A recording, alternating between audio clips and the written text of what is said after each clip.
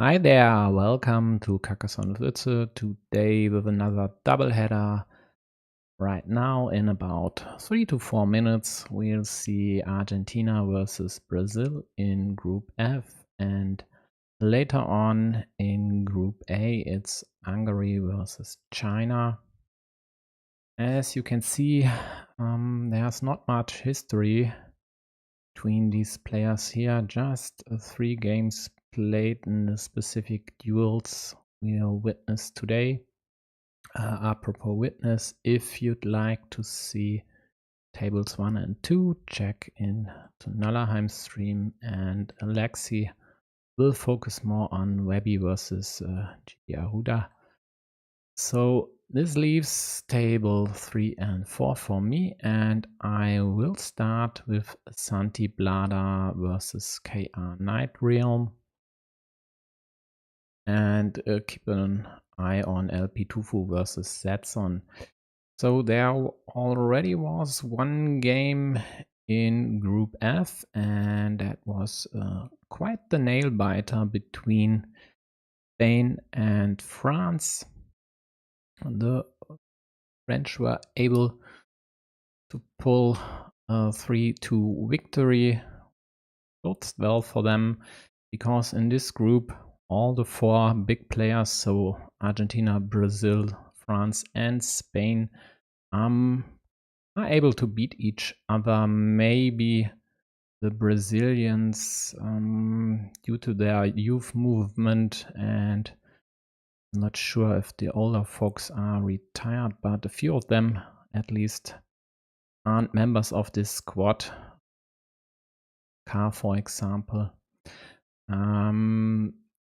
I think the Brazilians are the slightly worst of the 4, and today I'd pick the Argentinians to win this year, especially table 1 shouldn't be really close, but we'll see about that.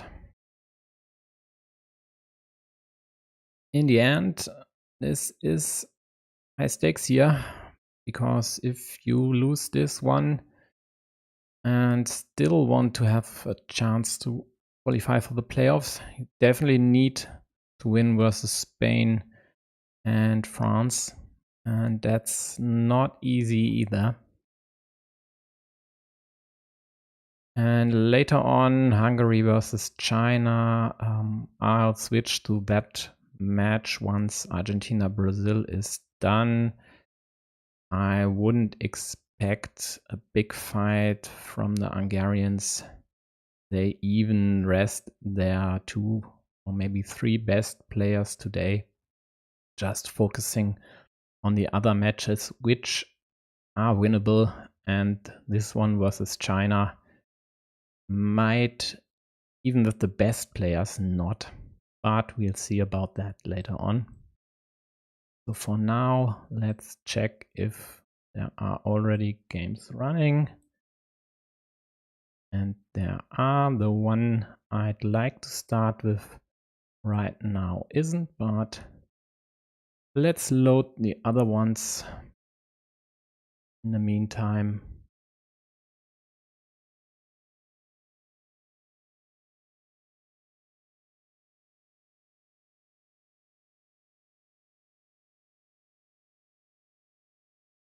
So the other game I keep an eye on is in the top right. That's LP Tufu versus Zetson. Nothing to write home about so far. And now we are going with Santi Blada versus KR Night Realm in the main window. And ready to go here. Although KR might not be, because already a minute gone of the 15 until the first move is executed.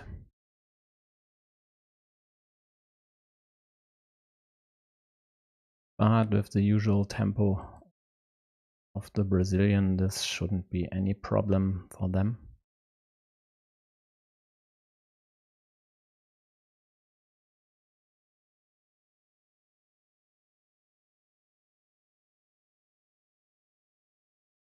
Okay, standard moves so far. Going for the more riskier approach, because of course it could easily be restricted, maybe even killed with 2 moves. But the upside is the only useful attack on this city is with a starting tile, and a 3 out of 65 isn't very likely. Oh, I need to switch the colors. Argentinians with blue in this match, Brazilians with yellow. I think I've set up all 5 games. Yep, looks like it. So use the slight delay here. Looks like these two will be taking their time, or at least Santi Blada seems to. KR closed their city on the left, have now 8 points on the scoreboard versus the 4 by Santi Blada for the starting small city. Now an attack on this city, trying to kill this with any city piece over here, and Santi now thinking how to defend, I'd guess.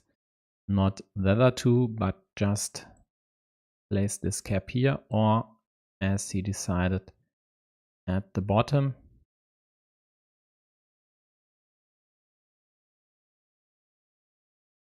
So still 3 pieces left to close the city, quite likely in the end, roughly 88%. This here, the crossroad by blue is a pretty nice move.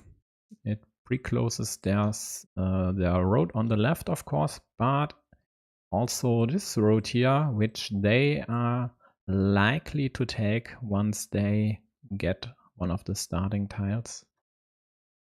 So the Brazilian might use an otherwise useless road piece over here just to ensure against blue getting the starting tile, but blue prudently prevents that by closing the city on the right side, and yellow counters with the curve, taking the, let's say, 7-point road in the end, because even though they'd get juicy points, blue would net 5 with the piece. So this here a +1 move, and then yellow might even not use the starting tile there, because 1 point with the city cap could have been scored elsewhere, but they still opt for this one. In the beginning, I think that's definitely okay. There aren't that many juicy cities, but going here, opening a new city would have worked as well, for example. Now, before yellow could block from the right side, blue gets a defense in the form of this splitter here, which is perfect for them.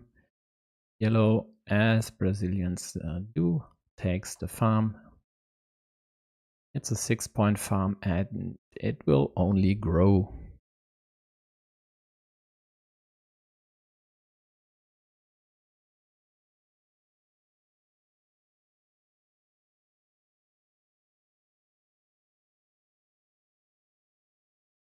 So fairly even matchup. So far,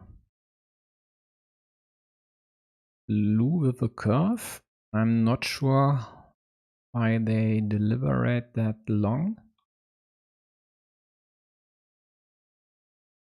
Oh, I didn't see the city here, so the defense, of course, is warranted. There are still 2 pieces left to close this city on the left side.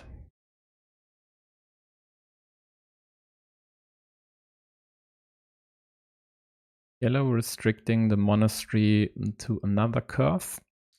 At least that's what they hope. But the road monastery would fit there quite nicely, and blue gets one. So actually the attack didn't really do much for yellow. Blue gets the perfect or one perfect piece again. Not perfect. Perfect would have been this one, 3 points. En passant would be quite nice, but this works out as well. The problem for yellow, for blue with this piece is that they restrict the field by yellow, which might be counterintuitive because actually that's no problem to restrict this one, but it will be worth 9 points upon blue's city completion, and 9 points is definitely enough to attack, but maybe here would be an option.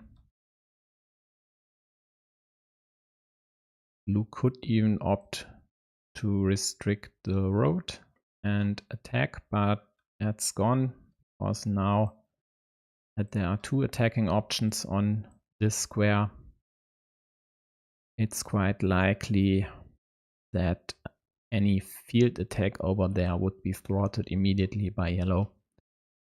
So maybe this here could work. There are still regular Doritos, for example, available to connect there. But we'll see if blue in the end even needs to attack yellow's field. For now they focus on creating a juicy city here. Would work out to maybe 16 points in the end, sometimes 18, depending on shields, of course. But both regular Doritos with shields are already gone. So for these 2, there's only 1 rotary with a shield left, but we'll see about that. Yellow tries to liberate their monastery up top, and if they do, they surely will place another farmer.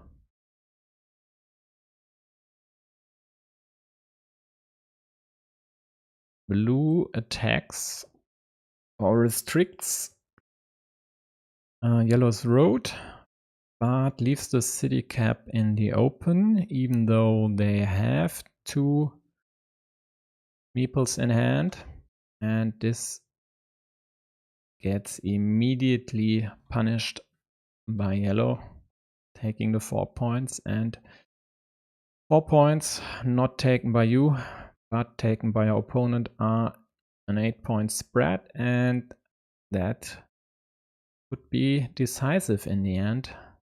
So I'm not really a fan of this one here, because even if yellow were to obstruct this, you'd still have both splitters and in the end even the rows to finish your city. Only problem would be a big city tile over here, and there are already 5 gone, or this one wasn't placed when blue put the starting tile over here.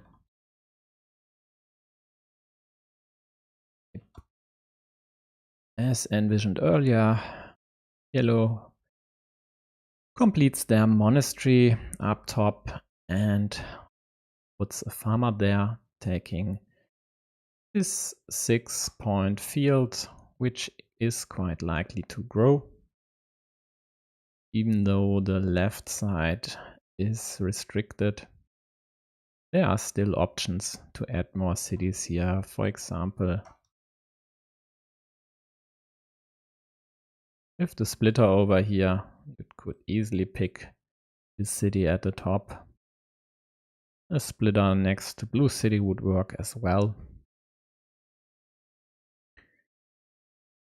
Blue constructs their city, but yellow tries to prevent any ED closure here by putting this Dorito in the works. This was already the fourth regular Dorito, so blue more or less needs a splitter, or of course just draw the fifth one and last regular Dorito.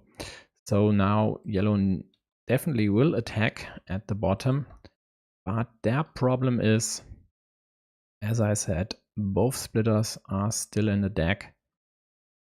So this here by blue might work nicely, as this would limit the attacking square to both splitters and the last cow. So the starting player, yellow is starting player, so roughly a 40% chance for yellow to be successful with their connection here due to only 12 tiles remaining. Maybe 38% or something like that. But blue still would be the favorite to draw one of the splitters over the last cow. Given that yellow goes for the destruction route, blue puts the crossroad there. I'm not sure this was absolutely necessary, because yellow has a 20-point scoreboard lead, 12 points for fields, so 32. Then there's wrong color, this 6-point monastery, so 38, 41, 42, 45, and 45 for yellow, so 42, 34, 26, 18, 12, 6, and +2 for blue. But yellow still has a meeple in hand, and there's this city cap, which could be closed, or rather blue needs to close this if they want to get a meeple back.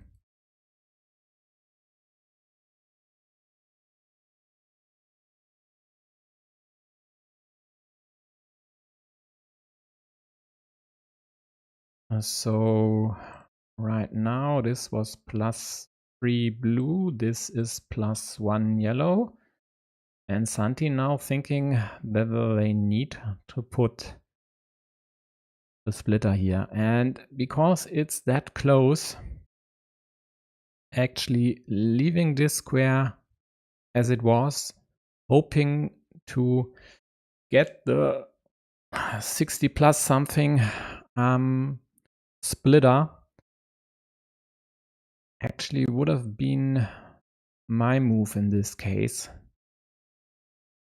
Because if you don't get this, I don't see a lot of hope here. The one problem for them was that there are still city caps left to attack this city with a second meeple, and yellow has a meeple in hand. So if they don't defend here, yellow could put all their eggs in one basket and hope for the 50-50. Blue in the end decides to take the -1 point move, because the one meeple in hand definitely is worth more than 1 point in the end. Their problem is that this -1 point move would easily expand to a -5.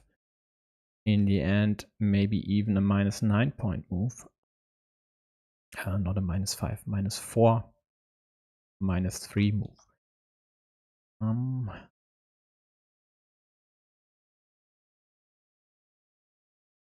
Santi gets a quick scoring tile. 3 points up top would work,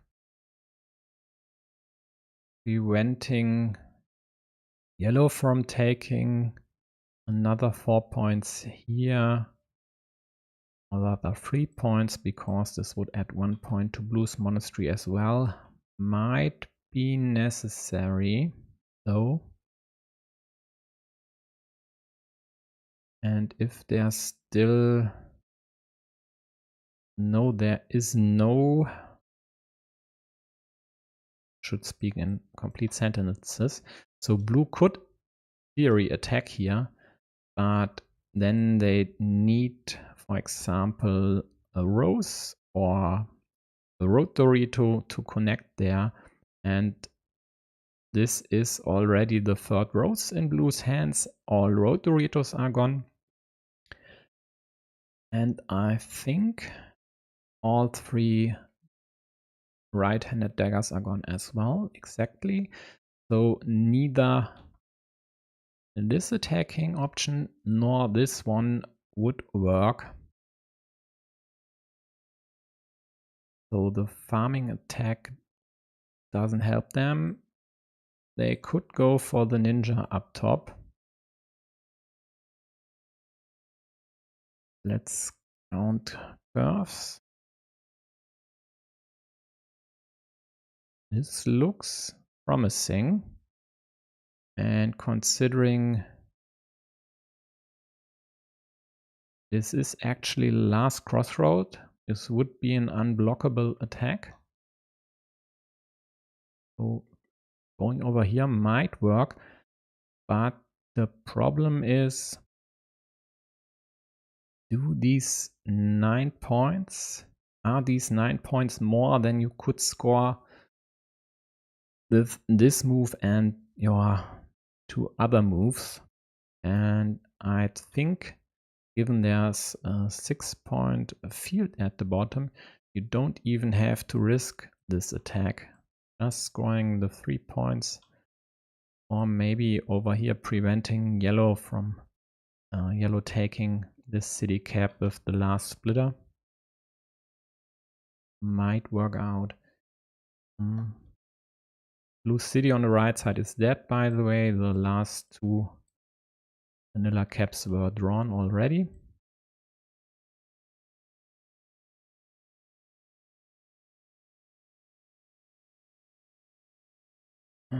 And this here I didn't even see, so blue takes the 4 points, which I think was the best move. On table 1, big Nacho won quite decisively with 30 plus points.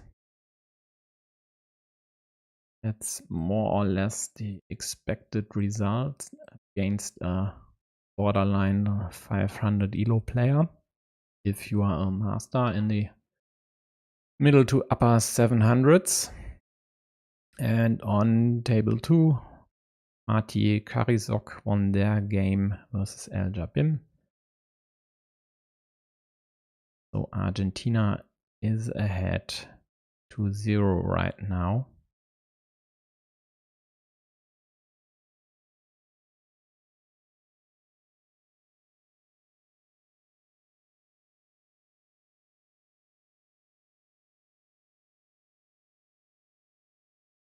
If one of the secondary games are extending to be off stream, please say so and I'll correct the zoom. But I only have 2 eyes, can't focus on all at once.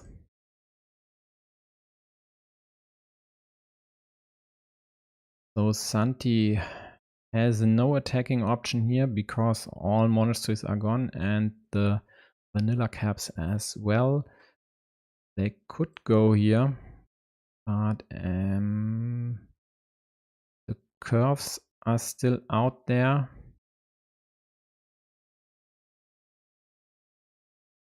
And a curve here would likely be a total block. I'm not mistaken.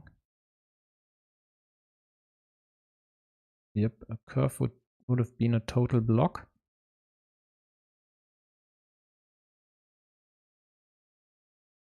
And they might not even need to do this. Let's check the score again. So yellow has 11 on the scoreboard, 20, 23, 29, 35, 38, 39. Blue 31, 28, 20, 13, 7, plus 2. So plus 2 for blue. Yellow finds a nice 3-point move, plus 1 yellow. And good news for blue. They get this piece, take the 6-point field at the bottom, plus 5, but there's a 6-point road on the left side. And if yellow sees this, I have them at plus 1. I hope I've counted correctly. In the meantime, let's open the second game of decisive and El Jabim in the bottom left corner. And check LP24 versus Zetson's endgame. Looks like a field fight up top, a classic one, of course. And the Brazilian is winning that one. Might still even be one.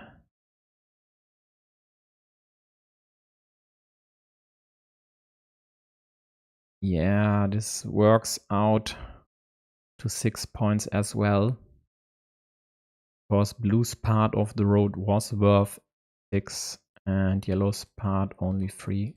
So this was yellow's. And this here was blue's part.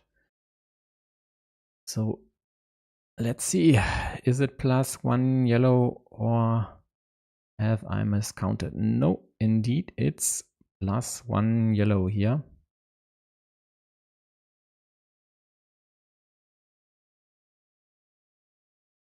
So the Brazilian wins versus Santiblada. It's not an upset, I'd say. It's definitely a result that at least doesn't surprise me.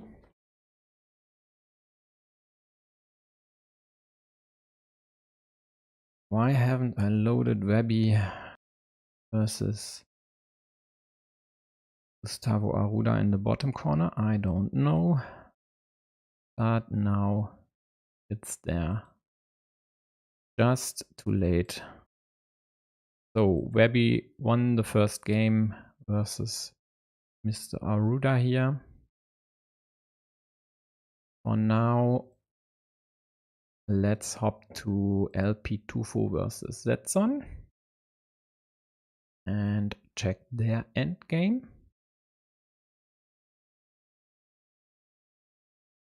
Argentinian playing blue and yellow is Zetson, the Brazilian here. Side city, but oh, I missed this one here. The farmer's on the wrong side of the road. So this main field is tied. Yellow has a 6-point field on the left and a 3-point field up top, but that's definitely not enough to counter the scoreboard lead of 21 points by blue here. So is there still a chance for yellow to close their city here? Let's see.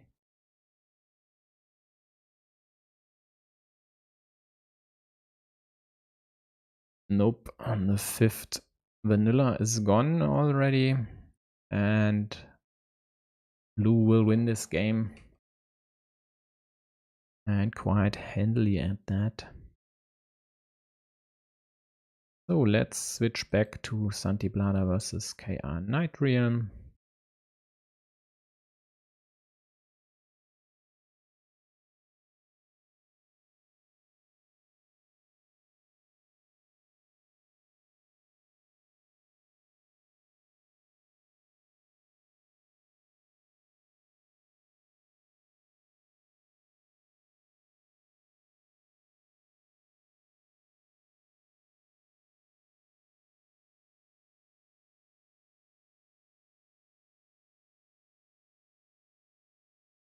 Already a blocked city, but both score 3 points. The problem, just the window. The problem for blue in this case, the Brazilian, is they have a second casualty here. This road meeple scoring 5 points because blue prudently ended the road right here and right there, also restricting yellow's city building on the right side. As you can see on the top right, the quadruple city was discarded.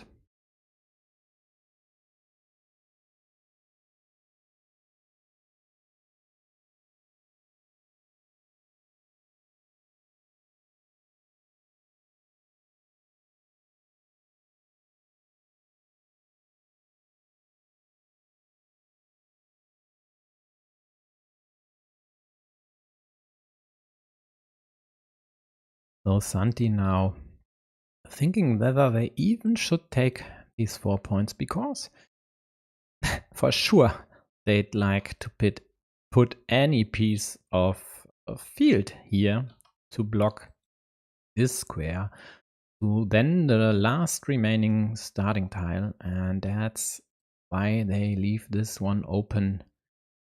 Hope to get something to block there, and yep, this one would work nicely, but they have another feature that needs their attention for now, and rightfully so, but this gives yellow the time to defend here, not without problems, because this config you'd rather avoid having 2 versus 0 meeples in one city, especially if it's one you need at least 2 pieces to close it. So blue will likely put some effort into killing this here.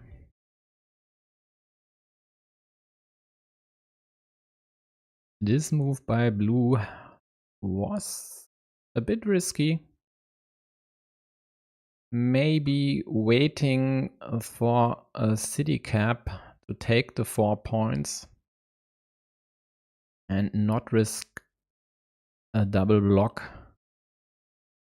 would have been the better option.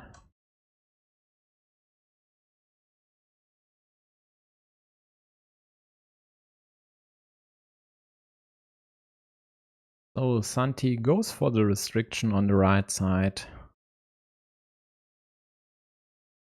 as I expected them to do, and they even go for the jugular, hoping to block to the already discarded quadruple city, but yellow gets one of the nice pieces to defend here, a big city piece, hoping to now close the city on the right side soon. and then run away with this one for 18 points, maybe 20 points. Blue with the next obstruction, one of the famous Pindotron maneuvers. Just leaving the cap empty, doing something else, and blocking or restricting your opponent. In this case, it hasn't worked out for them as they would have hoped, but at least they got 7 points out of this confrontation. Yellow gets the perfect piece to close this, not just scoring an 18-point city, but a 4-point small city as well.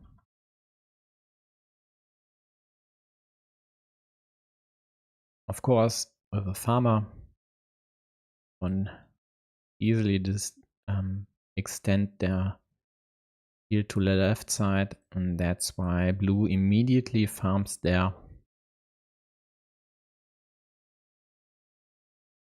Also creates a nice monastery spot, quite likely to be used by themselves, because yellow has 2 good spots at the bottom.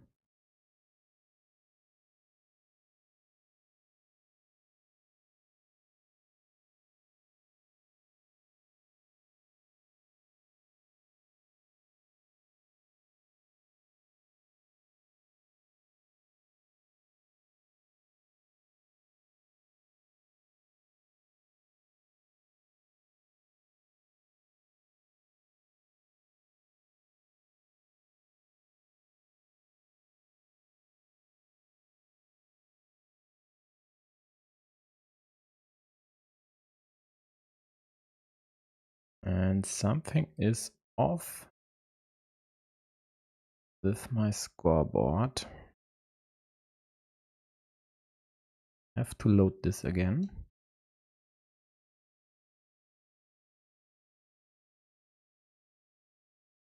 Yep, there's something wrong. Well, I'll have to check later.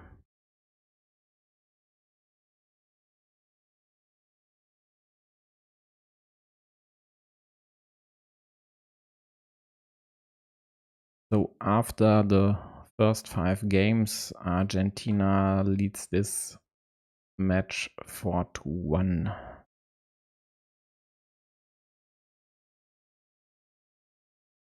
And blue gets the mentioned monastery. Adds another point there. Yellow restricts this to the dagger.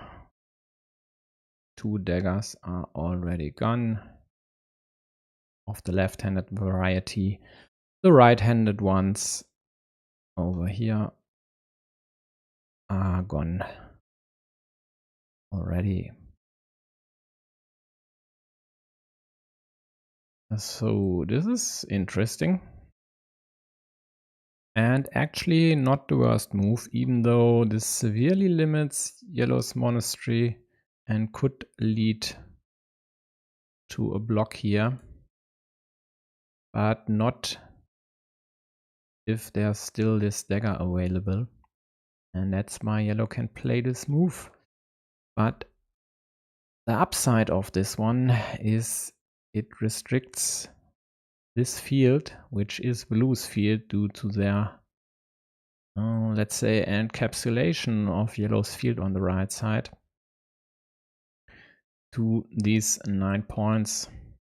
Blue might still be able to expand the field on the right side and on the bottom left, of course, but there are no green squares left to put, for example, another of these splitters to add 2 easy cities to your field, and that's why this move works even if it looks wonky at first sight.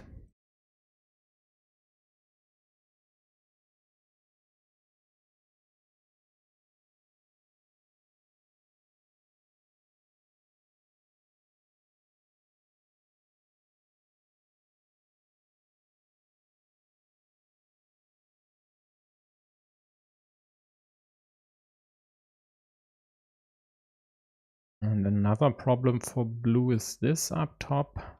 I definitely hope to get a crossroad there and can't really put, for example, no. I don't like this move because 2 regular crossroads are already gone. And if you just leave this empty, you'd still have the last rows and the quadruple crossroad to at least get 1 meeple back here. But this way you actually need to put a crossroad here and liberate yellow's meeple. And that's not something you'd like to do in a close game like this.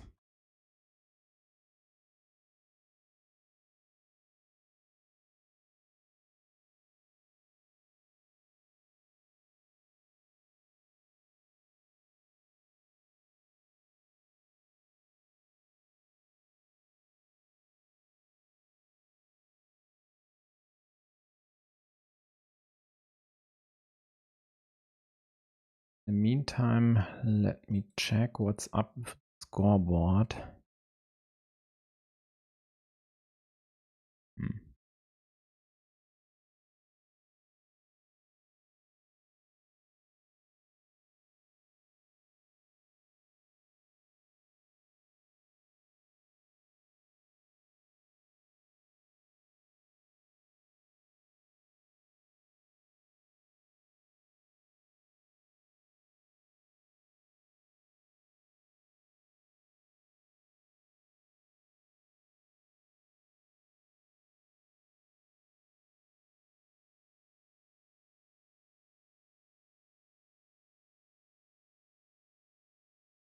Oh, well, not the scoreboard, it's just me. Why should this be anything else but 0-0 if all duels are still running? Maybe I should drink a bit.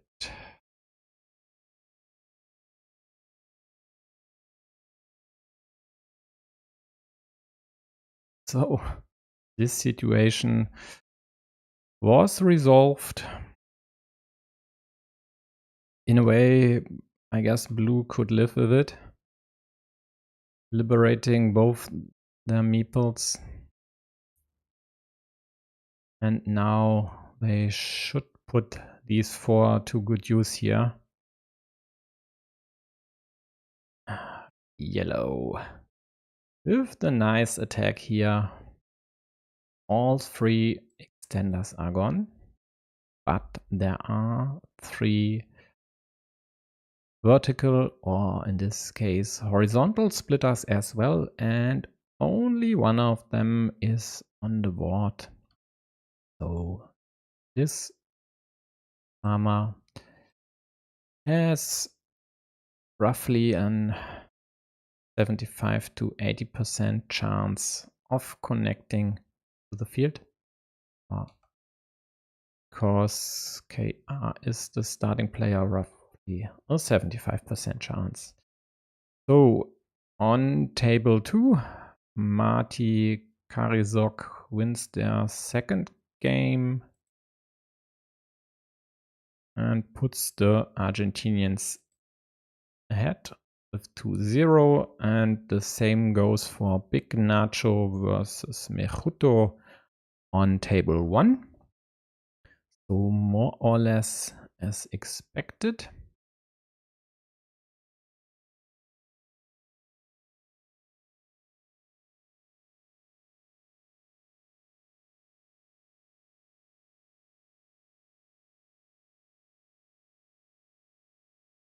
Yellow attacks the 9-point farm by blue, not just once but twice. Let's actually whip out the scoreboard here.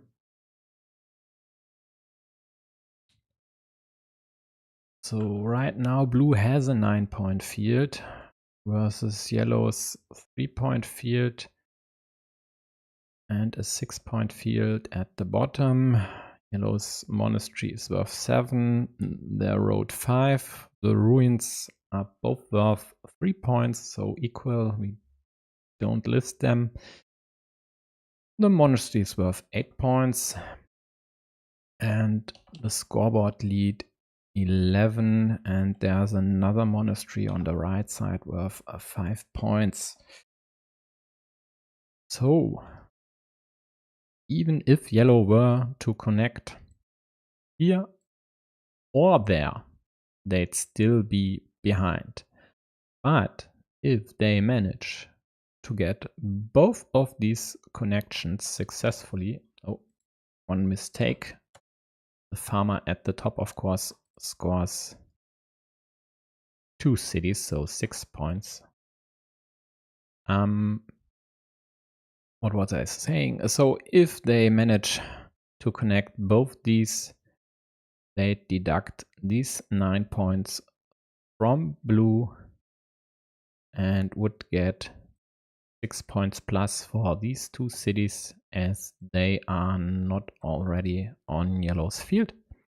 So this would be a 15-point swing with 2 pieces. Considering blue has 3 meeples in hand versus the 1 yellow meeple, blue is quite likely to score the 6 points they'd lose if they'd lose their field. So we already checked the chances for the bottom connection. What about this one on the left side? The road Doritos are all gone. Looks like there is still 1 rose left. And the daggers we already counted 30 tiles ago or so. So there's only 1 piece left to connect here. The critical piece, the rose, and 2 pieces here. So chances for yellow to connect depend on the blocking options for blue here. For example, a regular Dorito would block this completely. The same goes for cow, but all cows are gone. And there's only 1 regular Dorito left. Blue gets 1 of the splitters. So more bad news for yellow here. Let's add the field and adjust the scoreboard lead.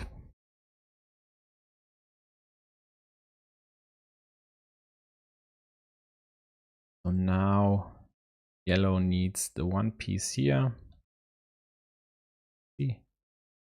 and the 1 piece here to connect.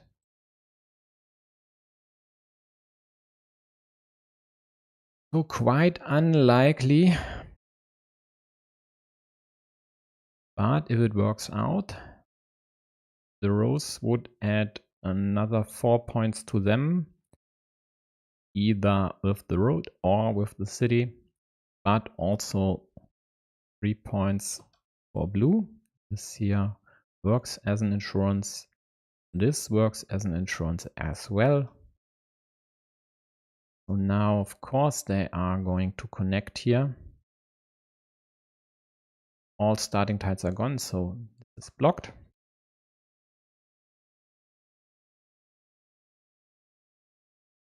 Now we can just remove the 9 points of blue here, but we need to add the 4 road points, and their field now is worth 6 points and the scoreboard lead is 12. And yellow gets to connect. scores 4 points, but adds another point to Blue's road and 3 points to their field. So in the end, this doesn't really help them.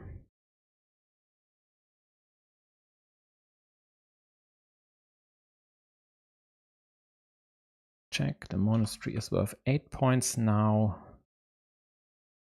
The rest should fit as it is.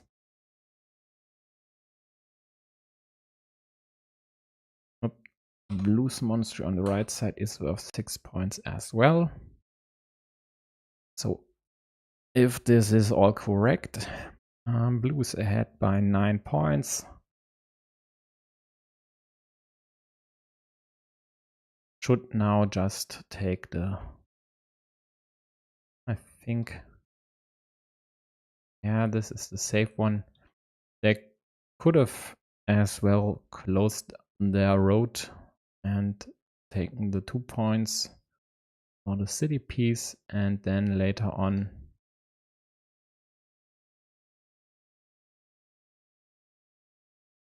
take something else, but this should work as well. So let me quickly change this and then check if the plus 12 for Blue are correct. No, plus 5. So somewhere I've added something too much. Okay, doesn't matter. Blue ties this game here, this duel, and forces a decider.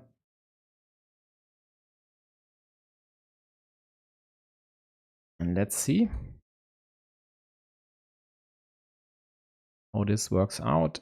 In the meantime, let's quickly check LP Tufo versus Zetson,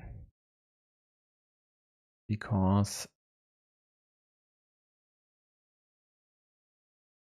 if the Brazilian doesn't win this one here, it's game over.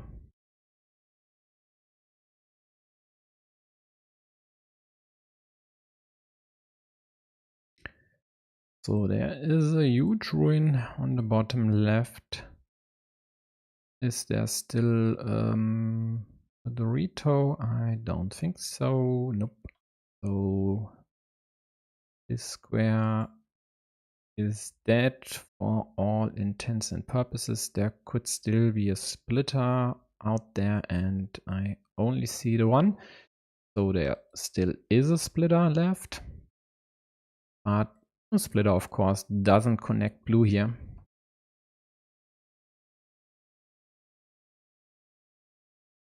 So let's actually score this. So Blue has 2 points for their piece of the city, then 3 points for a road at the bottom.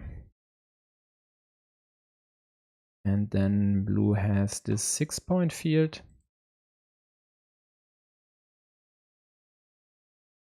And they also own this field here for 1, 2, 3, 4, a rather measly 12 points. But 12 points with 1 meeple, that works. Yellow with a 6-point field on the left side, a 7-point monastery, and 3 points for a city up top. So 6, 3, and 7, and there is a 1-point city piece in the middle. All 4 starting tiles are gone, so this is dead as well. No one will snatch this nice city. Blue tries to prevent Yellow from closing their city, and this actually doesn't do a lot because all Doritos are gone. But if there's still a cap with a field available, this actually blocks. Else yellow could have gone this way. Now they are forced to open this city. So scoreboard lead is 14 points for yellow. And the same caveat as before applies if I haven't miscounted something.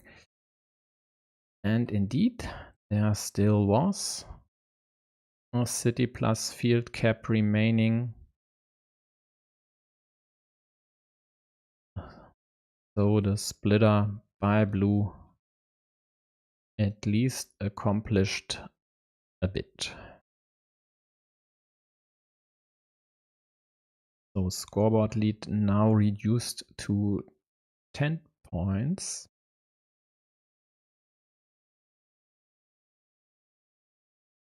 But with 6 points in the lead. Now 11.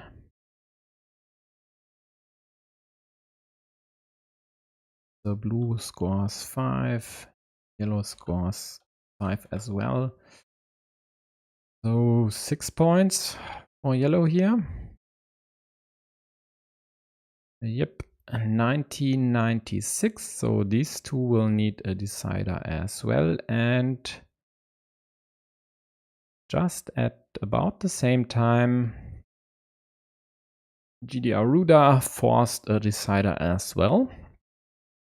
And this means the Brazilians are still in the running, still have a chance, just need to win 3 deciders here to beat Argentina.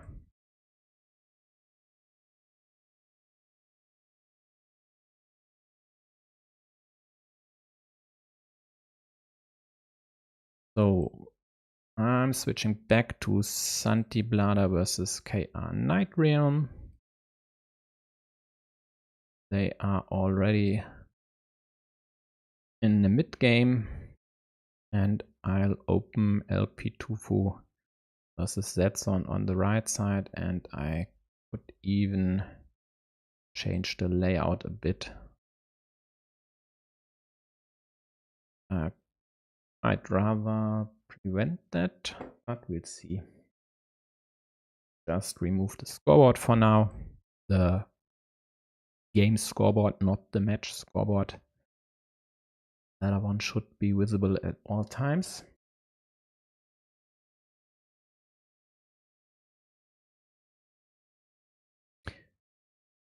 So let me just quickly load P2 versus Zetson's last game. It's live in the upper right corner, and all Argentinians with the blue meeple here. And now I'm able to focus on this one. So just in time to see a nice kill here. This 4 points city is killed. These 2 meeples are killed as well. This blue one is dead because sometime soon it will connect to yellow's killed meeple. So let me mark the killed meeples here. And for all intents and purposes, farmers are dead as well, even though they are just a lazy bunch. So as you can easily gather by these skulls here, it doesn't look well for yellow. It actually looks like a lost game. Was taking a look at the scoreboard. Yep, these 17 points by blue aren't countered by yellow's features here. If yellow would have a huge and preferably open ruin, this could change, but in this case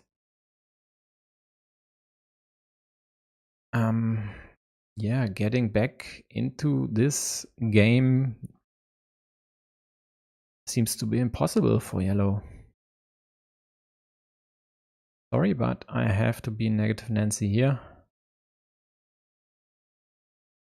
Considering the five monasteries are already gone. There is no way for blue, for yellow to win this game. Yeah, just isn't. They don't have the firepower here. 4 meeples are stuck. 5 maybe. This one won't be liberated soon. So there aren't even outside chances, for example, like going for this attack, because then you'd kill this square, as all 3 daggers, right-handed daggers, are already gone. So this really looks pretty bad for yellow. I think the best hope would be to build this city at the bottom and then try to win it. But that's not really easy, so blue should just prevent any attacking options here.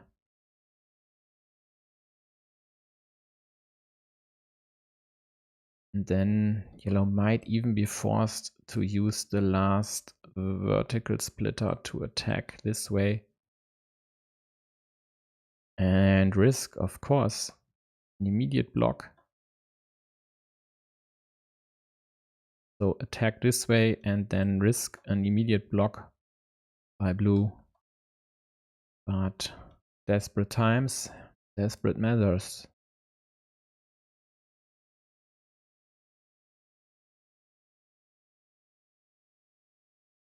Oh, and I've just missed that all 3 vertical splitters are already gone, so forget everything I said about this here.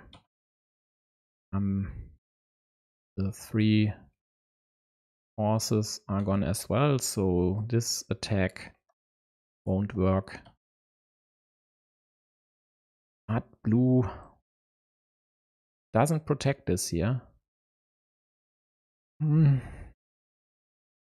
Is there no rotary to left? Would be an explanation, but there is still 1 rotary to left, so this config still works. There's only 1 extender gone. So if yellow gets this, connects here, and then attacks here, they could snatch this city.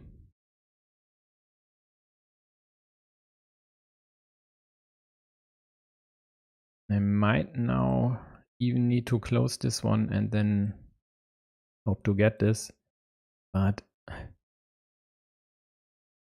that's more or less forcing their opponent to do something about the attacking option at the bottom.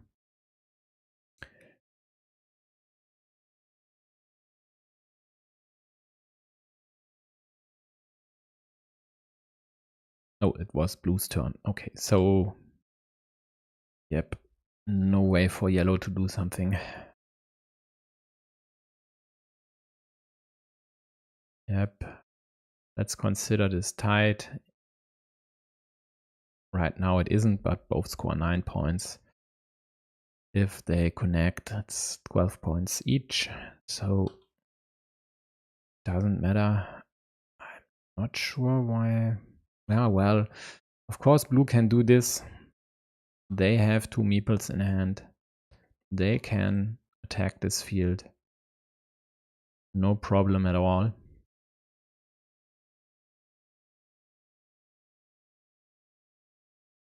And then it's game over.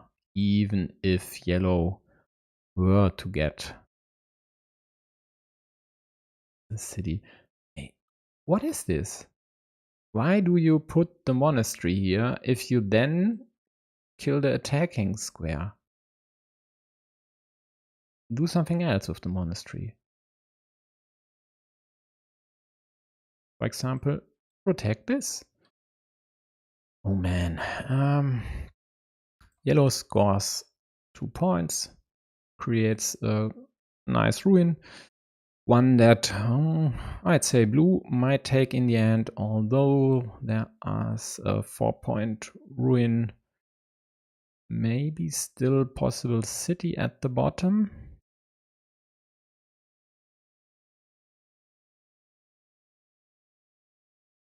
And Santi might actually think now if, and if so, how to take this. But actually, they don't need to. Might even just attack the ruin on the right side.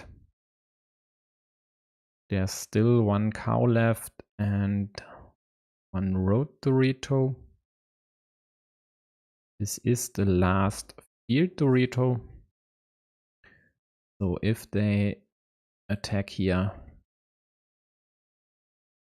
they would have 2 pieces to connect.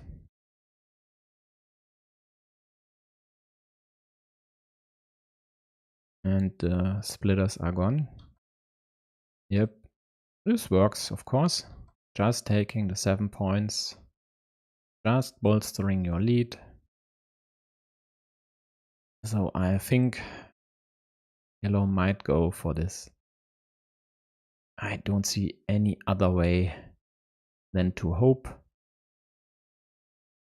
for this here, but the problem is with the last Dorito gone, they need an extender, they need the last cow, they need a city cap beforehand and a city cap afterwards to close this.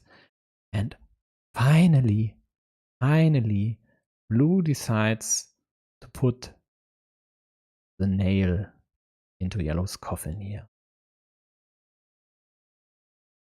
Well,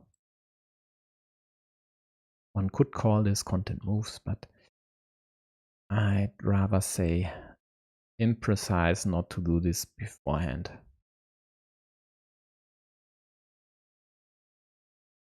So yellow, of course, picks at anything.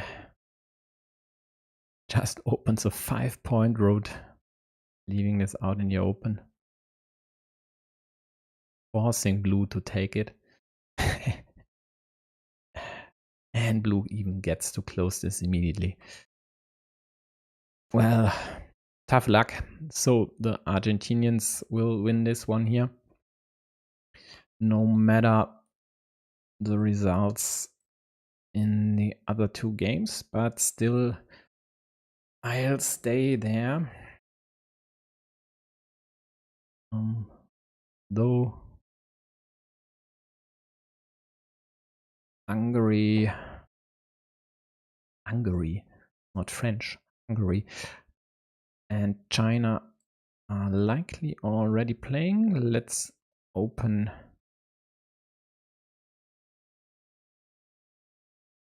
their games. There I'll to Mosopal versus Tau Cat, as this actually is the only duel of the 5 where I would expect the Hungarian to deliver a fight. All other duels should be pretty one-sided affairs, so everything but a 4-1 or 5-0 win for China would really surprise me. But for now, why not just enhance the scoreboard so we actually can see all duels.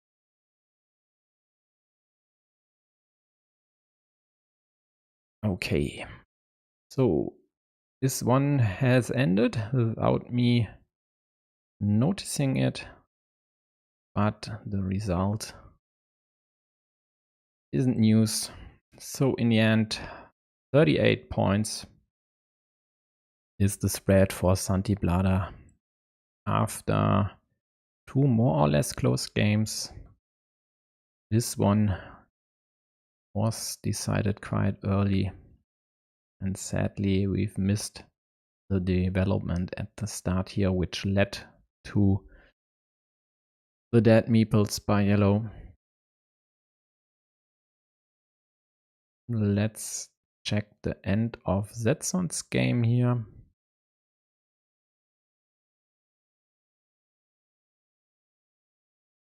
And if you prefer me to switch over to the Hungary versus China match, just say so. I wouldn't actually mind.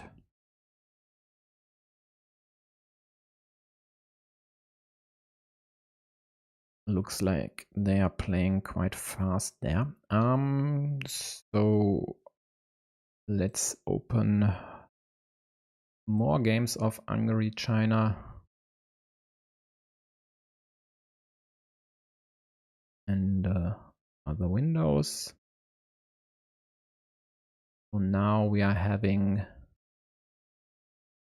think I would need some numbers for my windows. So in the northwest corner, we have China versus Hungary. The same goes for the northeast corner and the southwest corner. In the middle, it's still Brazil versus Argentina, Zetson versus LP Tufo DVs. Last game, the decider of their duel. And in the southeast corner, there's Didi Aruda versus Webby, also a decider. So the best Brazilians could still hope for is wins for Zetson and GD Aruda to save their tiebreaker.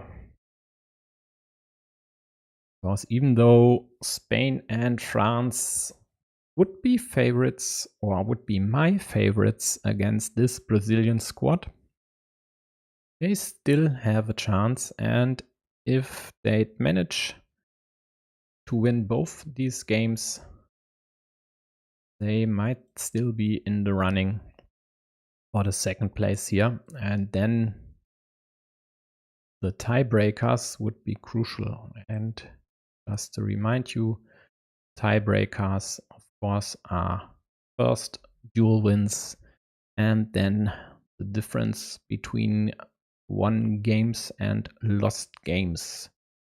Every game counts. So enough of the standings. What's up here? We have a 4-point yellow lead on the scoreboard. So 4 points for yellow. And a ruin worth 9 points for yellow. Their monastery is worth 7. The field on the right side, this one here, is worth 9 points. The field in the middle, which I just marked blue, isn't actually a blue field, because this connection isn't there, and if it were connected over here, yellow would go there as well. So for now this is tied. Oh, but yellow closes a large city up top, and this really bodes well for them. But let's try to outscore these guys. Blues Monastery, 6 points. Their field, which they just took right now, 6 points. The ruin worth 1 point. The road is worth 10 points. Their field up top, 3. Yellow's field on the left side is worth 6 right now. And I think that's about it. So, well, blue just needs to attack this and kill the square. This would put them in the lead, but only by 3 points. Because... and damn it, this isn't connected as well. So actually, it's blue's field after all. And it's worth 15 points by now. Yellow has another small field worth 3 points. So blue is ahead by 6 points.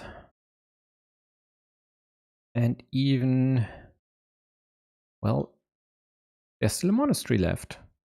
How about that? So if yellow just gets the monastery and prevents blue's connection, they should be all set. Let's check about this square. There are still curves remaining.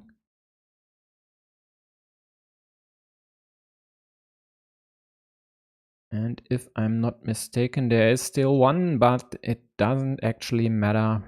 Blue just got perfect piece to prevent the connection.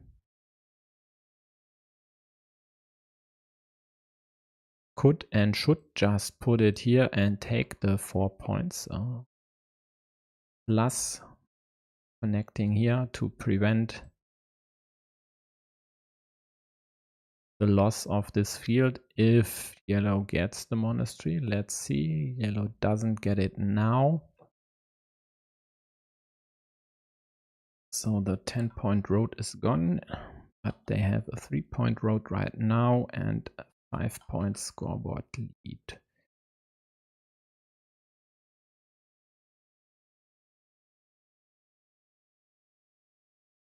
think the rest still works. Nope.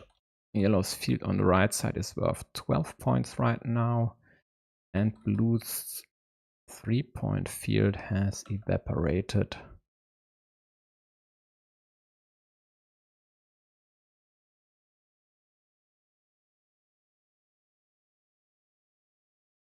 Yeah, so even the monastery doesn't really help yellow. 8 points would be nice, for sure. But then you'd have to deduct the 3 points for this farm. And they won't be able to tie the main farm. So with the monastery, they'd rather take this 6 points here.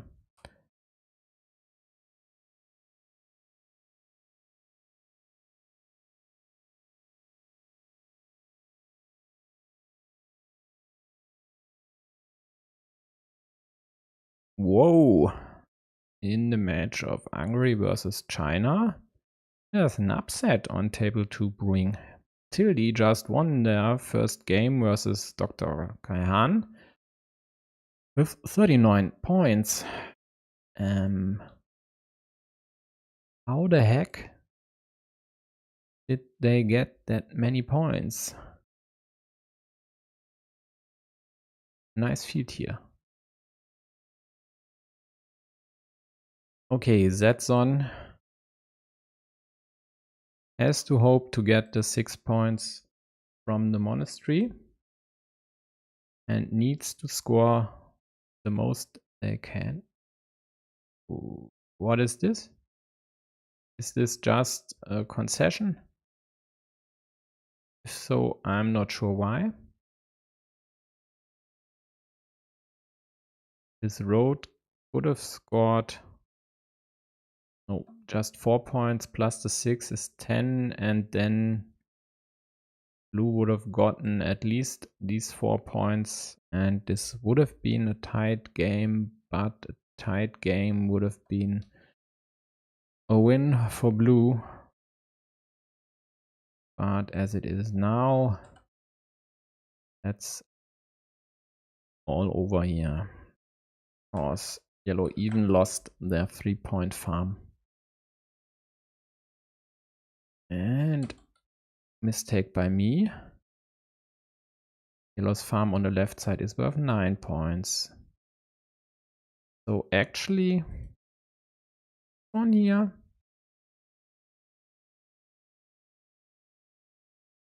would have lost yellow the game. So let's consider blue doesn't get the monastery, but instead yellow gets it. Yellow adds another 4 points instead of the 0-point farmer, and blue adds 4 points somewhere else. And then yellow is ahead by 1 point in the end. So they wasted a perfectly healthy 50-50. And what the fuck is this? How do they win this?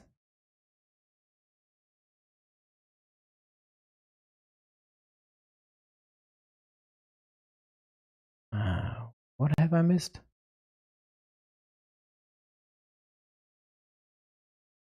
$12 points? No, just 10? 11? Oh man. Okay, I'm sorry, Zetson. Looks like you did all you needed to do, even though it looks pretty wonky.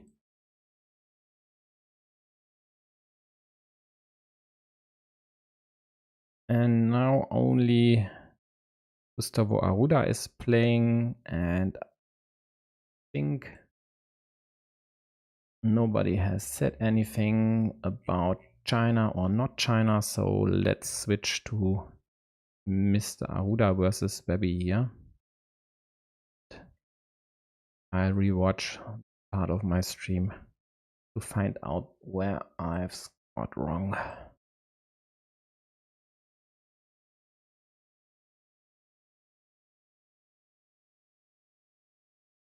In the meantime, Mitao Cat won their first game versus Mosopal, and 203 Club won their first versus Ita. Phosphate did the same versus Corallos.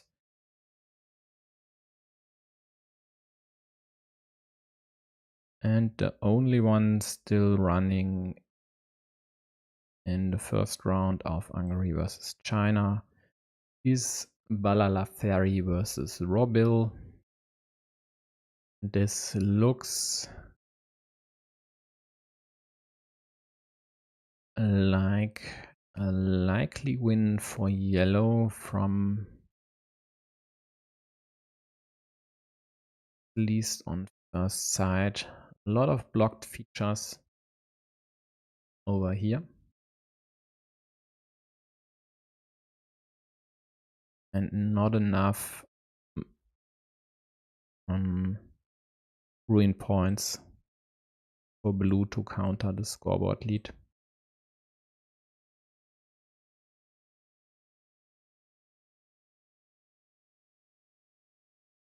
And this year is a classic. A field fight.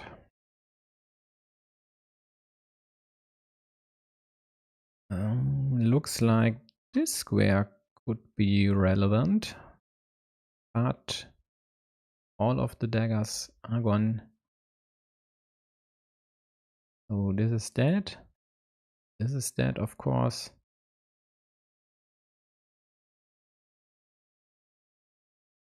Blue hopes to successfully attack here.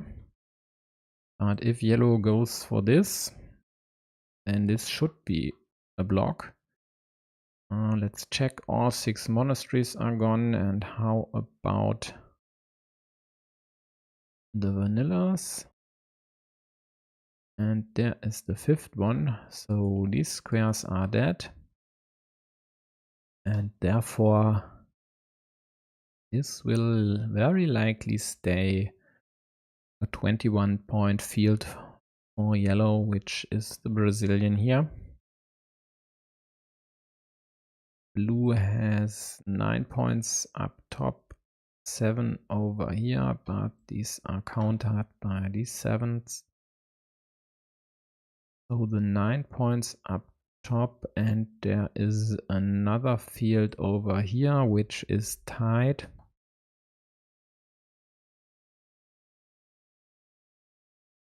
Therefore, the 18-point spread here should work out in yellow's favor. So in the end, this looks like a close 3-2 win for Argentina here. Yep, so 13 points. And yep, that's it for this match.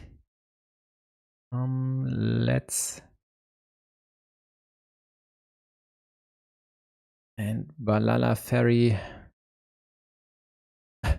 made extra quick work. Oh, no, it was their first game. So it's 4-1 China after the first set of games. Let's check out Mosopal versus Mitao Cat here. China with yellow, Hungary with blue.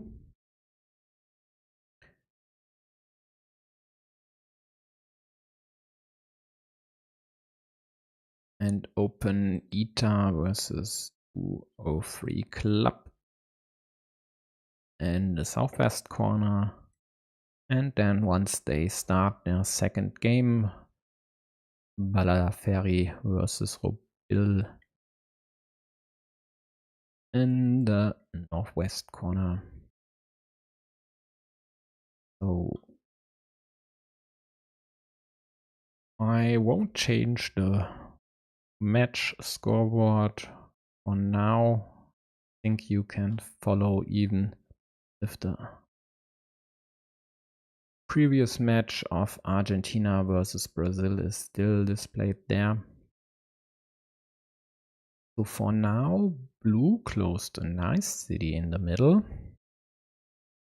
Although it's on a temporarily yellow field, I guess an attack by blue might be incoming. They could protect this square. Actually not with the curve, maybe with a Dorito. And then attack the field from the bottom side. Else, of course, there's this one, which could be problematic. I'll fix other games here.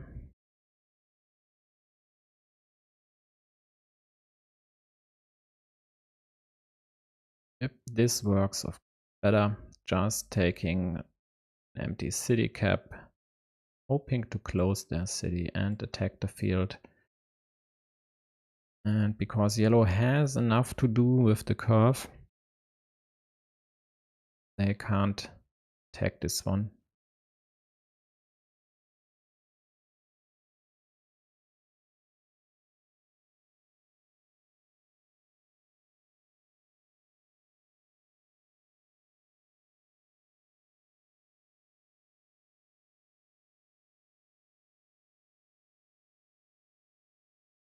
But with this trade, yellow doesn't opt to add a point to their monastery, but instead prevents the field attack, and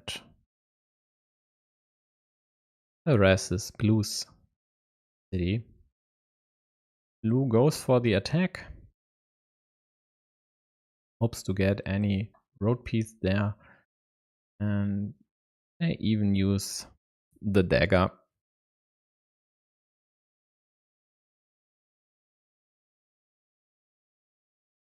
They could have opted to take the cap.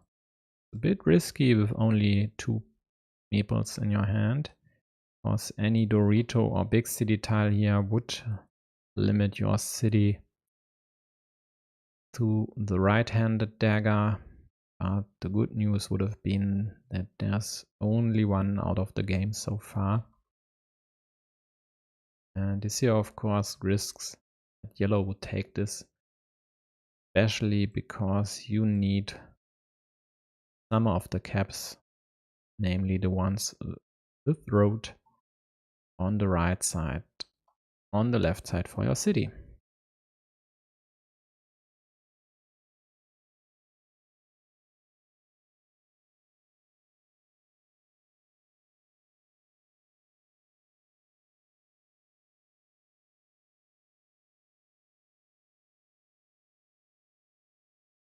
Why do they always start the fireworks when I'm just drinking a sip of? So, blue attacks up top, closes their city. Yellow snatches the 4 points, creates an attacking option, and considering blue can't take this now, yellow might immediately afterwards.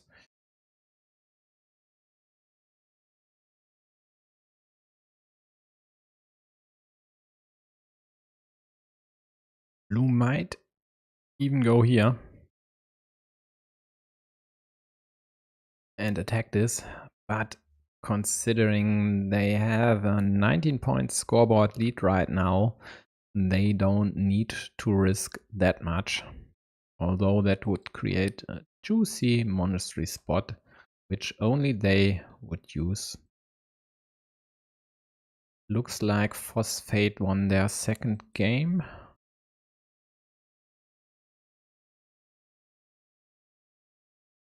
Indeed, they did. And put China on the scoreboard. And would you look at that? 45-103. Yep, that's what you get. Let's line up. This could happen, but shouldn't. No matter the tiles. So, as I hinted at, yellow of course attacks this now. Has two options.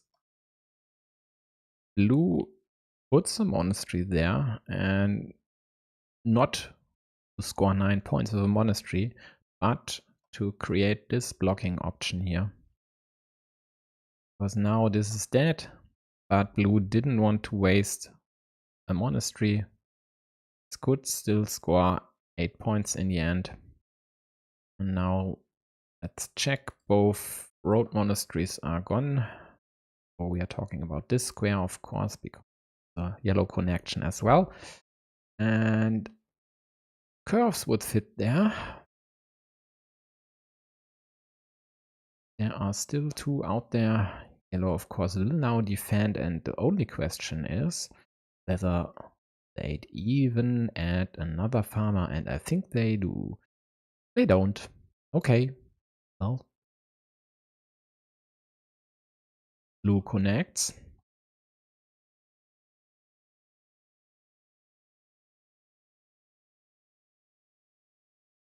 And I think this one here would have actually been a good move by yellow. They are behind. And it looks like by quite a lot. So taking over this large field would have been a nice idea. Right now this scores 15 points for blue, whereas yellow's smaller field only scores 6. So the combined field would score 18. And if yellow would have added a farmer here, this one, they could have taken this field, and with this maybe even the lead in this game.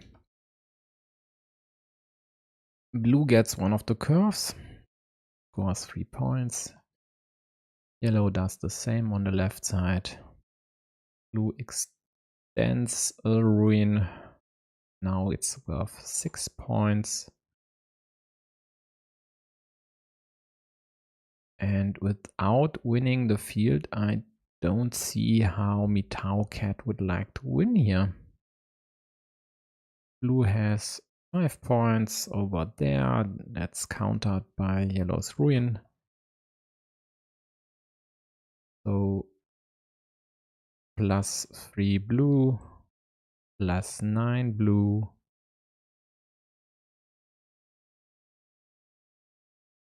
+5, +2. But then there are the fields, +11, minus the 2 on the left side.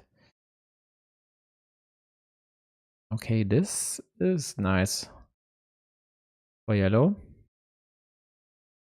because blue can't just take the 6-point field on the opposite side. At least not this crossroad. Yellow gets the curve, now connects. Has to decide whether to take the 4-point road or if they could do something better on their last turn. And there's no monastery left, so no immediate big point tile. There is no curve left for this square. The daggers are gone as well. Is there anything else worth more than 4 points here? I don't see a nice spot here to score more than 4, so they should take this road now. And then hope to get another point for their ruin, but blue gets a shielded tile.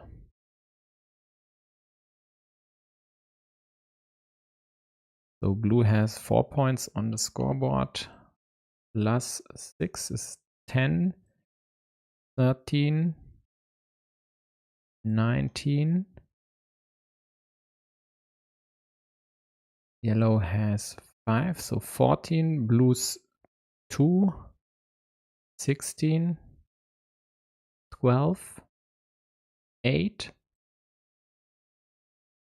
2 for blue.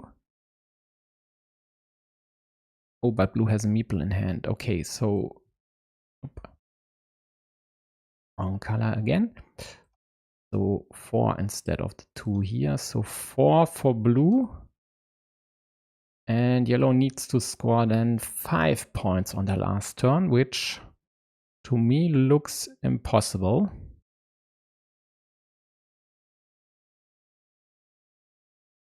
So then blue should win this one here and equalize their duel. In the meantime, let's check the other games. What? Oh, this actually was necessary because there still was a city cap out there. So if my count is right, and if you've watched this stream, it not always is, this should be a tight game, which then goes to the blue meeples because Mozopal was the second in player order. But knowing meeples, I guess they'll diligently count here and use all the time they have. Let's do the same. So the field in the middle is tied. Yellow has 4 points for one road, 4 points for another road, 6 points for the field on the right side, 5 points for the ruin at the bottom. Blue has a 6-point monastery, 3 points for the ruin on the right side. And 6 points for ruin on the left side, plus a 4-point scoreboard lead, plus 3 points on the right side for a ruin. I think that's about it. So yellow scores 3 points somewhere. They have an abundance of options. So let's fix the zoom. So an abundance of options. Here, field there, field here, city there. But I don't see more than 3-point options here.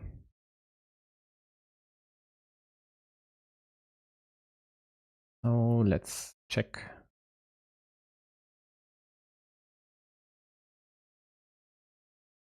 The score again. So blues monastery scores 6 points. The ruin on the left side as well, and 2 ruins for 3 points. Yep. I feel like a broken record. Oh, yellow didn't even go for the points because they knew this would have only tied the game. And that's why they just opted to score 1 point, because in the WTCOC you, I think, aren't allowed to concede, or at least you shouldn't concede. This move by yellow does or accomplishes the same. So let's remove the scoreboard.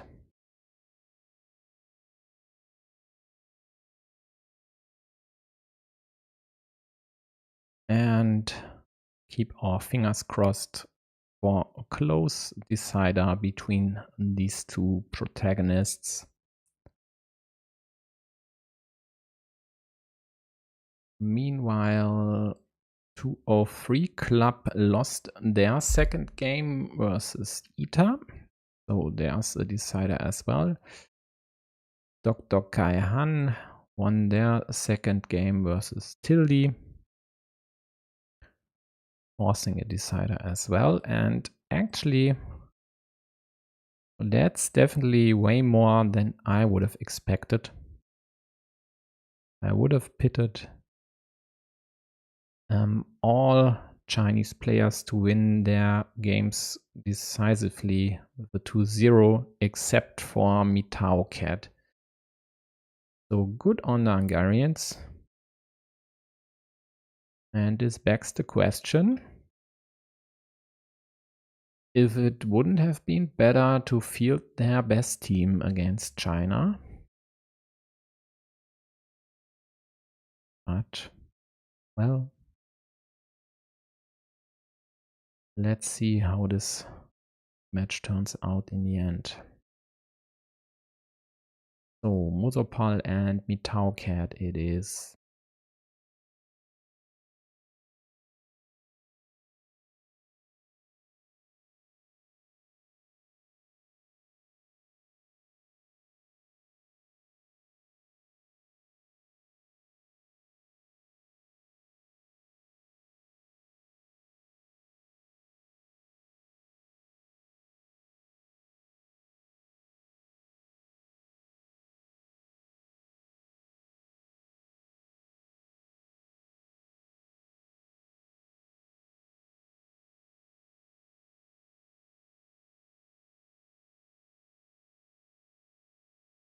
So far, nothing out of the ordinary.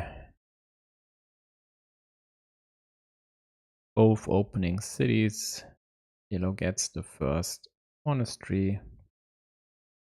And I accidentally switched the colors here, I think. But well, now all remaining Chinese players are playing blue. Let's stick to this. So Mitao Cat, the blue meeples here.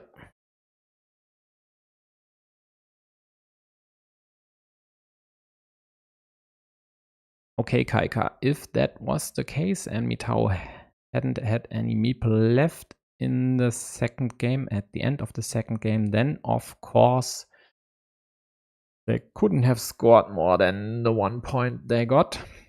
But then I don't see why they fought that long. So why not just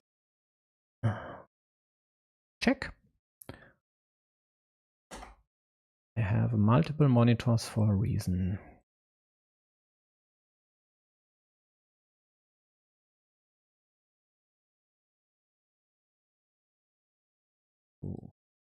Quickly whip out. Quickly. I think you know BGA's quick speed. Let's check if Mitao Cat had a meeple in hand in the end or not.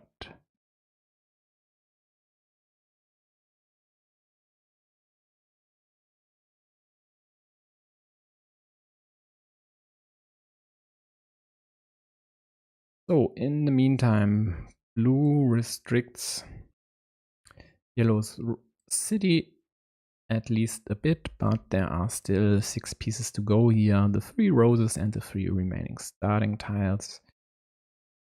Yellow tries to attack blue city, hopes to prevent the diamond shape here, and at the same time hopes to get a Dorito themselves.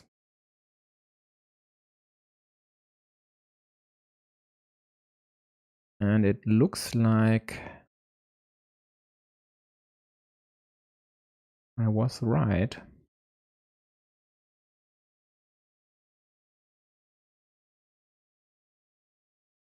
Nope. I was wrong. Yeah, and I even talked about this. So with their last meeple, Mitao Cat had to deliberate on their penultimate move whether to take the 4-point road or if they could score more points on their last turn. And I'm pretty sure I harped on about this. So I should have known that they weren't able to score more points than the one they got on their last turn. So no sort of weird concession or something along those lines. Just a simple optimal move, scoring 1 point. That's quite sad in the end, actually. But can't do much about this. So now they for sure will focus on this one and hope to win this decider here.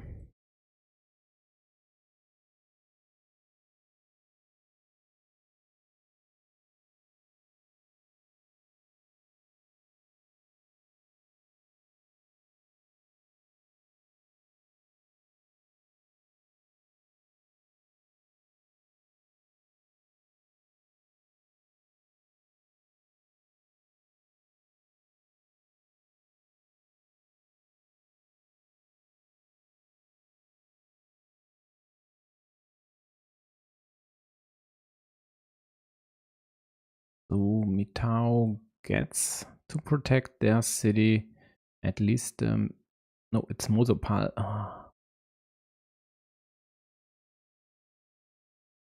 So yellow. Let's just say yellow. Yellow was able to protect their city, at least the middle one. There are still 2 starting tiles remaining. One is here, the other one is up there. But this one was killed by blue.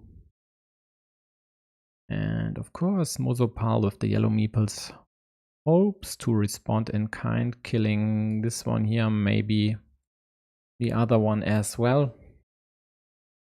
And of course, this one would be quite nice.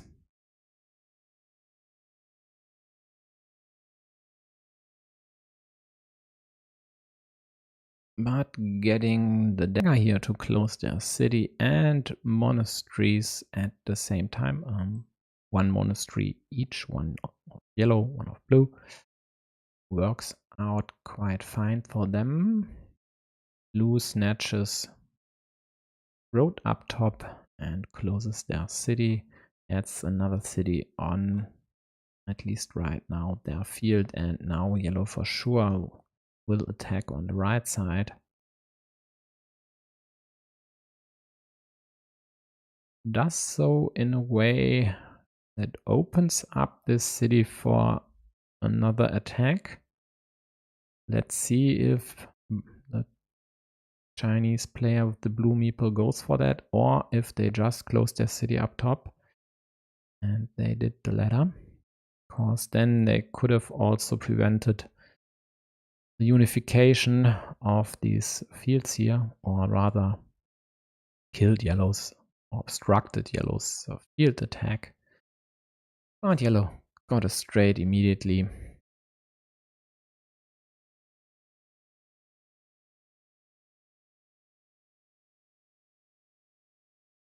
On table 1, Balala Ferry just won the second game 93-90, so a pretty close match.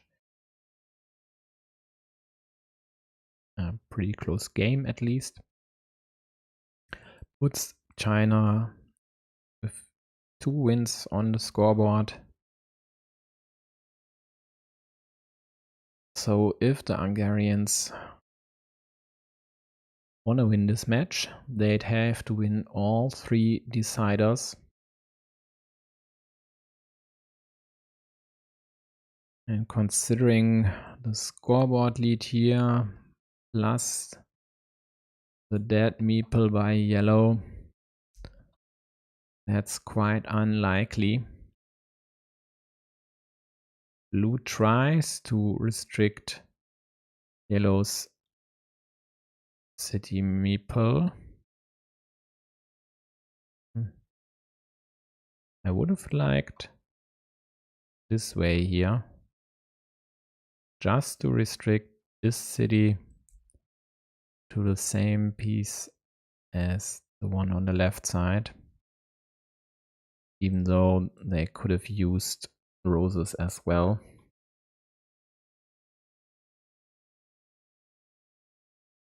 And yellow has to risk a lot here, using their last meeple to go for this 4-point road. Blue protects their city, harasses yellow's city, opens a 4-point road, which only they can take because yellow has no meeple in hand. Perfect piece for them.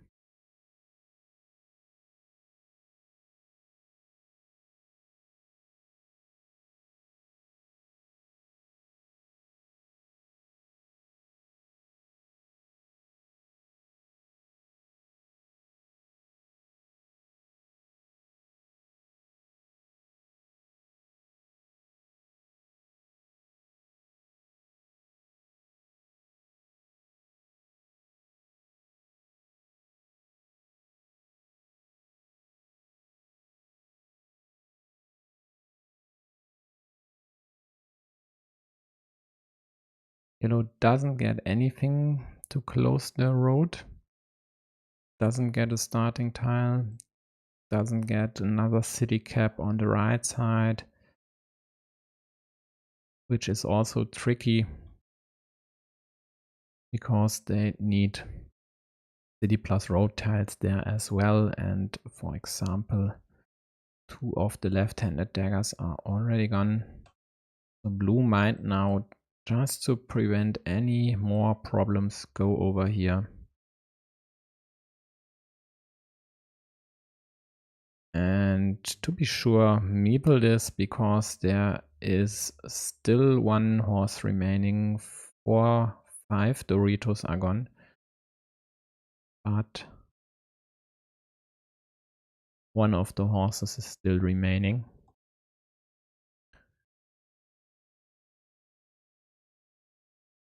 And and this now would just prevent yellow from taking this city.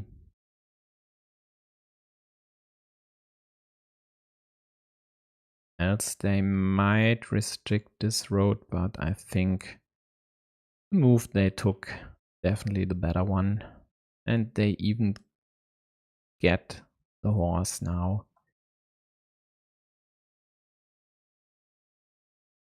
But there is actually no real incentive for them to connect, even though this would net them 5 points and might add a city to their field later on. Just obstructing yellow works way better. Just preventing yellow from getting any meeples, not creating large features. Just imagine if blue would have gone here and yellow would have closed their road and then would have attacked and successfully connected to the city, for example. Highly unlikely, yes, sure, but still possible. And if you just put the horse here, create more problems for yellow, and now even kill this one, that's definitely the way better move. And yellow knows this. Hitting full throttle here, just playing moves for the sake of playing moves. Looks like they lost hope a bit here.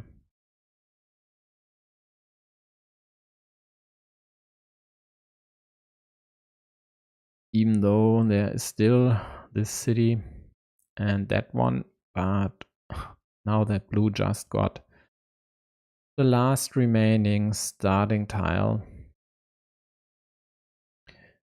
This is dead. And there's no way for yellow to come back into this game, even if they were able to close this city on the bottom right.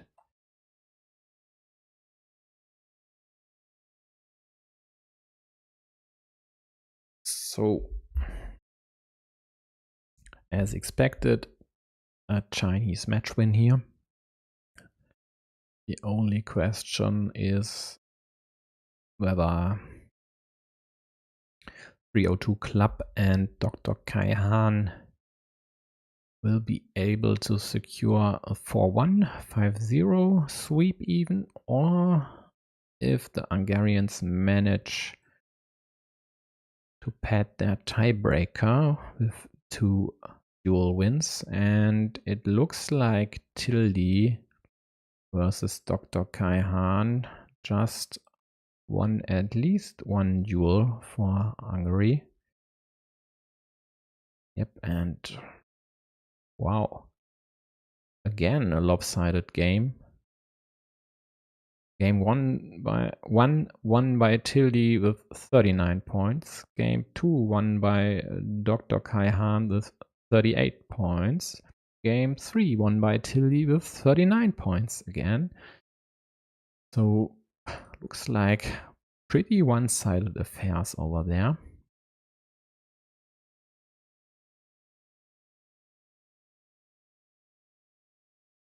This one is over as well, and it's 43 points in the end.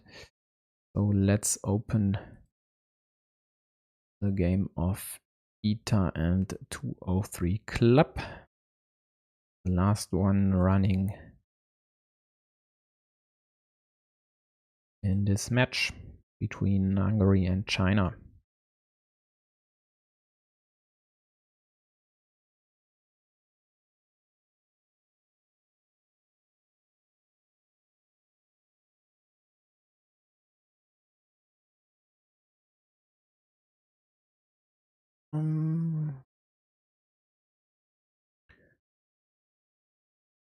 This one is still up in the air. It looks quite good for yellow, maybe blue. Well, I definitely should pick one of them. 8 points for yellow, but this will stay that way. An 11-point monastery cluster. A tight city. There's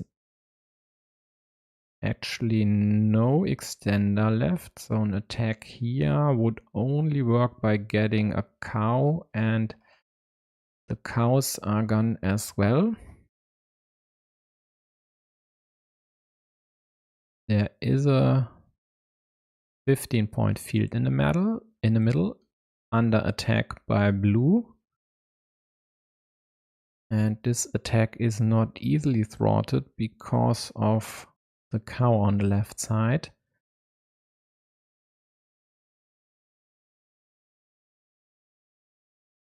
So with the last horse, for example, one could kill this square going over here. That's not a Pac-Man. Else, what is there still out there? There are 3 starting tiles gone, so a 4th starting tile would limit blue's attacking square to the remaining road monastery. And if yellow doesn't get any of these tiles, they could only limit this to a curve, and there are still curves out there. Looks like 2.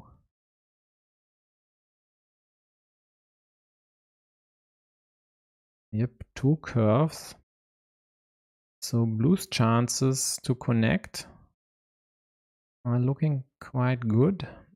They might even go here now to prevent the sketch blocking option with the horse.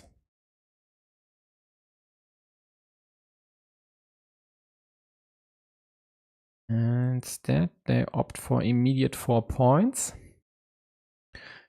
because they might be able to win this game without winning the field outright.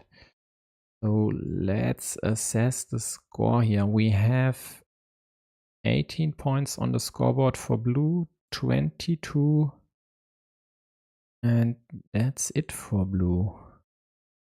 Wow. So 22 minus 8, 14, 10, 2 for blue, so 3 for yellow. But now this is a blue field and it's worth 18 points. So plus 15 for blue right now, and yellow definitely has to attack the field somehow. Maybe over here could work. There are still 2 road Doritos remaining. So sort of ninja attack would work out.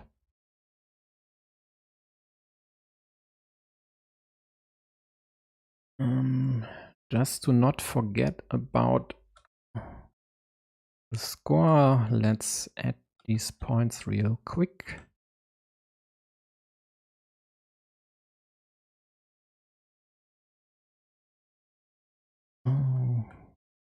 So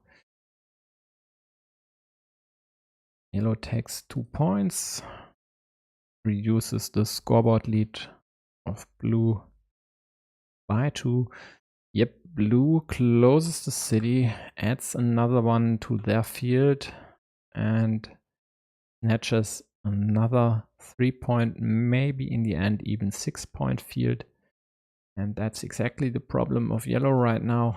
They can't, in good conscience, take this city cap, because this would be a minus 2-point move for now. And not just that, it would also open up this connection option for blue. So they just need to hope to dodge, looks like, the last remaining vanilla cap, which blue of course could use there as well. So yellow creates this here, hopes to snatch this city on their next move and then to be able to attack either on the left or right side. But they just get a road piece, which doesn't really help them.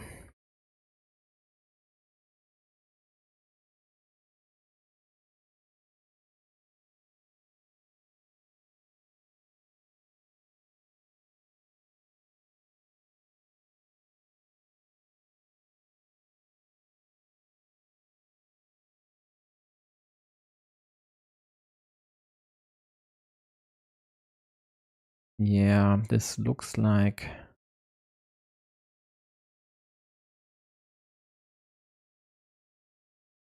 it's more or less over soon. So the main field is worth 27 points now.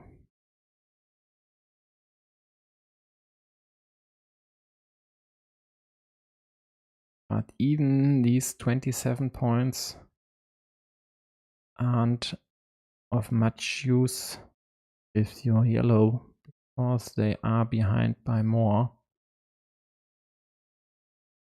Blue even gets to close the road, take another field. Yeah, that's the beauty of having meeples in hand in the end. And it would have been nice for yellow to draw the road monastery here, just to be able to put it there and then connect with the last curve.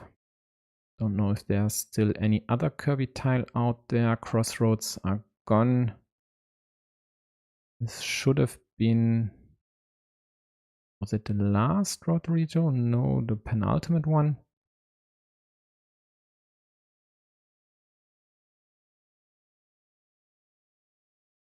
Yep, yellow with a 5-point move. Nice find by them. Because this one unites 2 of blue's field, deducting 3 points from them. But still, the lead by blue looks insurmountable. Or I should say it is insurmountable. So in the end, this will be the expected at least 4-1 in China's favor.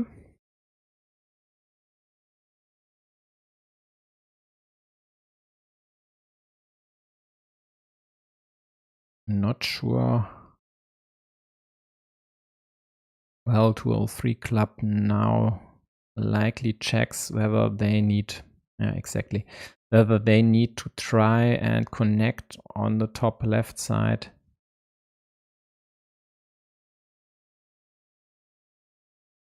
Yellow gets the monastery, and sadly for them, blue gets the connection piece.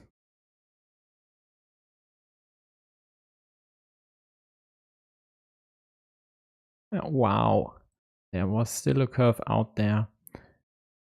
And blue with the insurance farmer, because this connection here, of course, connects on the outside as well.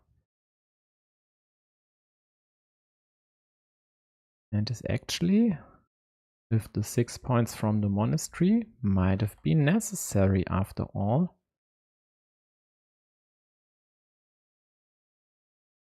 Yeah, indeed it was. So blue saved their game with this move here.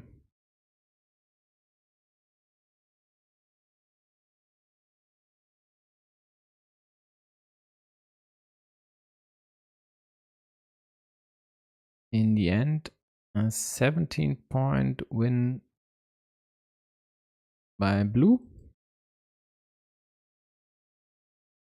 And if they hadn't put this farmer there, yellow could have connected here, tied the field, and blue wouldn't have been able to connect their farmer because this one was actually their last move. So if pieces were reversed, yellow couldn't have won, because then with the dagger, blue would have just connected on the top left. So actually pretty nice find by blue here. I have to say this again.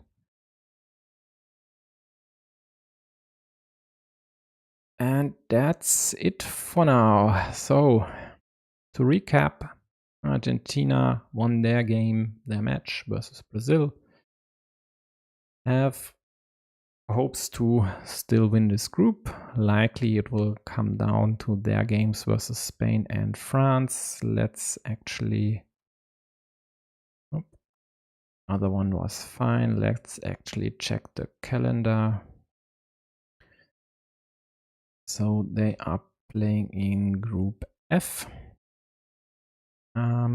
So next week the bye goes to France. Bye because this is a 5-team group. So no France in round 2. Argentina should quite easily win their match versus Vietnam. One of these two will still have hope afterwards to snatch the second place, but only the winner will do so. Whoever loses, or actually no, Spain could even lose this one if it were a close loss and they'd win the other games, especially the one versus Argentina. They could still manage to win the second place here. But Brazil definitely has to win this one. And then in round 3, it's Spain versus Vietnam. Same goes for them. They should win this one as well. And I think the most interesting games left in this group are these two here in weeks 4 and 5. Matches of Argentina versus Spain and France, and the second and first place in this group should be decided. And China, I think, is in Group 8. There we see that the other two games of round 1 are being played tomorrow, at least morning UTC or European time zones morning. I will stream Catalonia versus Hong Kong. I'm not sure which squad I should favor there. Let's actually see who's playing. And this looks like a fairly even matchup, even though I would favor these Catalonians, but still every one of these 10 is able to win their duel. So this, I hope at least, should feature a few deciders, and in the end likely a 3-2 in one of the squad's favors. And then we are having 2 hours later Finland versus Australia, which I won't be able to stream. Oh, interesting. There is a rematch of Nallerheim versus Me Got No Skill. So in the Champions League qualifier, Nallerheim was ousted by an Australian. more or less embarrassingly, actually. So there could still be a score to settle here for the Finn. Everything else, well, Lapinkoski and Lapatori should be considered favorites in their duels as well. But in the end, both Finland and Australia, I think, are quite unlikely to stand any chance in this group to qualify for the playoffs, because the squads of Catalonia, Hong Kong, Hungary, and especially China are definitely stronger. They feature more strong experts or masters than Finland and Australia, especially. I think Australia doesn't even have an expert right now, even though Me Got No Skill is definitely able to play on an expert level. So in the end, this one, I definitely picked the Chinese to win the first spot, and then it comes down to these 3 games here. And there might even be a decisive match in the last week for the second place, but we'll see about that. So about tomorrow, let's just switch to Carcassonne GG and refresh the page, because there are all streams listed. And as you can see, as I said, there's Catalonia, Hong Kong, later on Netherlands, Taiwan, Belgium, and United States, Czech Republic, and Croatia, Latvia in the evening session. European evening, that is. Today there are still 2 matches concurrently running at 6 p.m. UTC. That's Romania, Mexico, and Ukraine, Portugal. As you can see, these are covered with multiple streams. I'll focus on Ukraine, Portugal, I think. I haven't picked a duel right now, but Adria versus João Margarido might be quite interesting, and all other duels should be interesting as well. The only exception where I would favor one of the players is the second table. A win by Pavel Brin should be considered the most likely outcome here. But overall,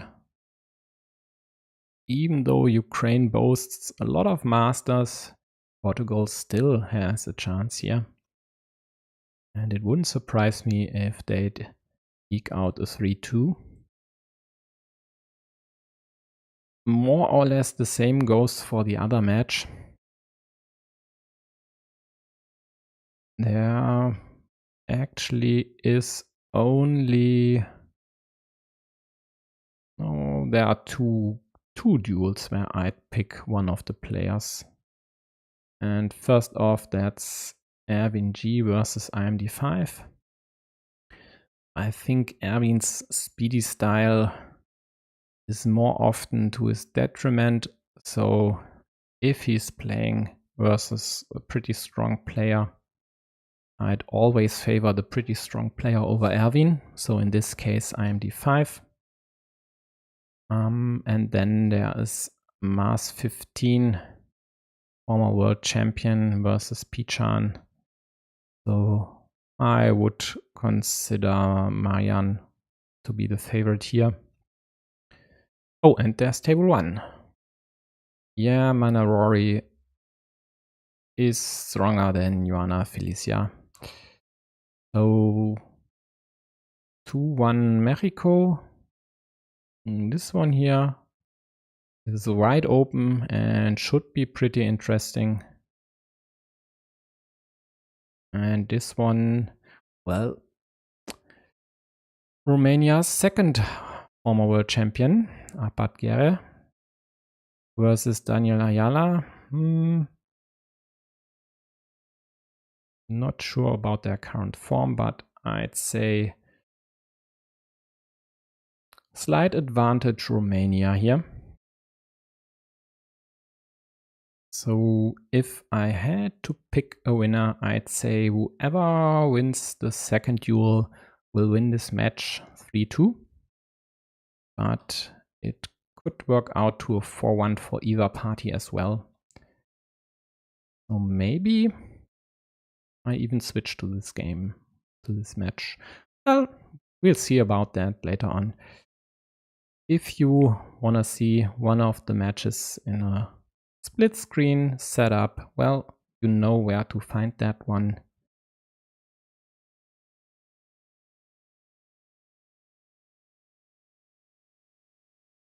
And that's it. So see you later or maybe tomorrow.